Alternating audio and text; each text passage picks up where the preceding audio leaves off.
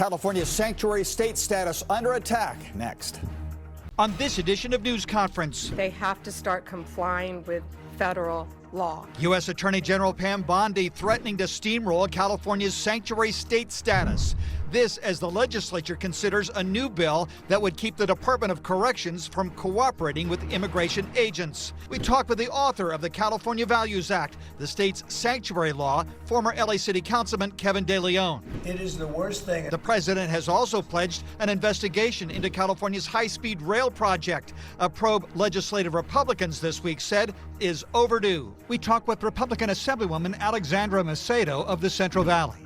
And he was superintendent of LA Unified. Now Austin Butner is suing the school district for allegedly cheating students out of arts and music education. He was also a victim in the Palisades fire. We get his take on the city's response. This is NBC4's News Conference with Conan Nolan, your political source for over 50 years and Southern California's longest-running program.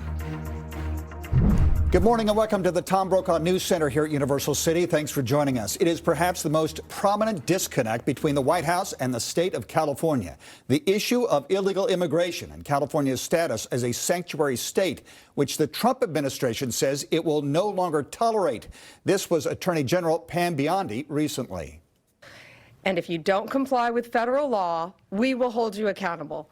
We did it to Illinois. Strike one. Strike two is New York. And if you are a state not complying with federal law, you're next. Get ready.